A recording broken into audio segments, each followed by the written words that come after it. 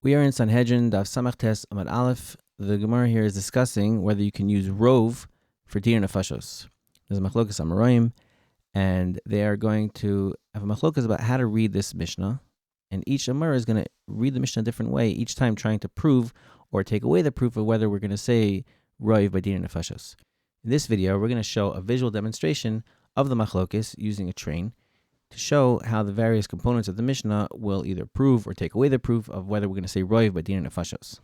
So Gemara started off with Ravina saying that we use rov by Dinei Nifashos, and Rav Huna saying that we do not.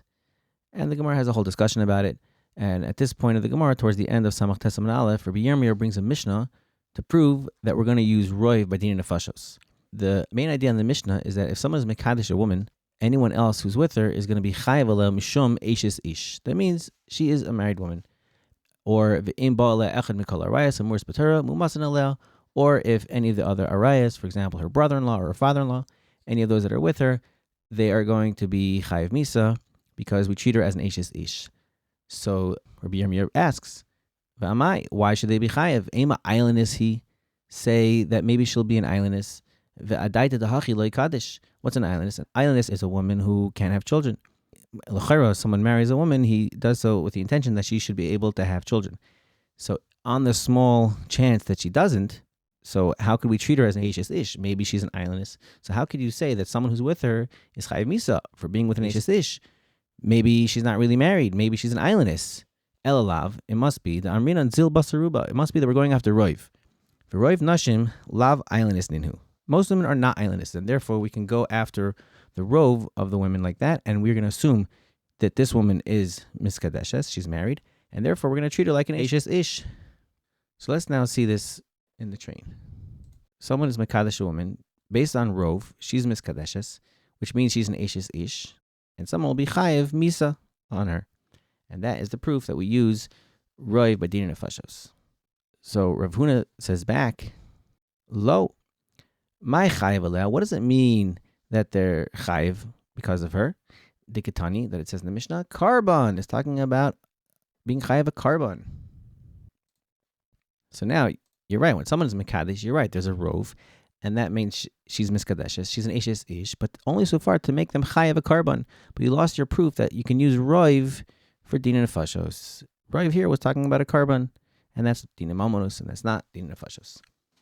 So Rabbi Yirmiyah says back, V'ha mumasin al yada katani. It says they're killed on her account. You have to interpret this end of the Mishnah, which says that they're chayev. It means a chiyav misa.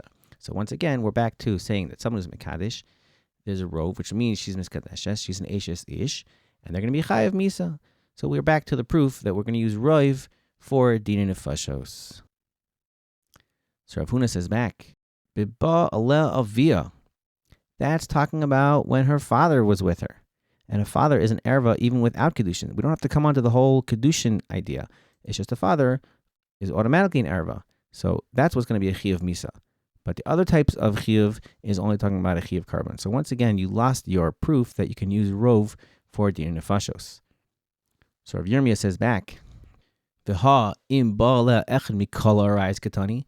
It says in the Mishnah that any of the arayis, that includes an erva that is through kedushin, for example, a brother-in-law or a father-in-law, and therefore, once again, we're back to the idea of if someone's mekadesh, because of the rov, she's mekadeshes, and now she's an erva, and if one of those ervas are with her, they're going to be chayev misa. So once again, we've proven that we're using rov by Dinei Nifashos. So Rav Huna says back, Ella hachab mayaskinon. What are we talking about here? Dik kabla ala ilua. That when the person was mekadesh, this woman, he did so even on the possibility that she might be an islandess.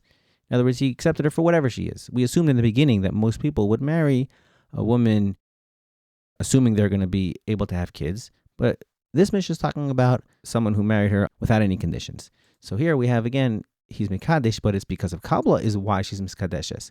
And you're right that all these ervos will be chayev misa, but it's no longer based on rov. So you lost again the raya that we're going to use rov for Dinei Nifashos.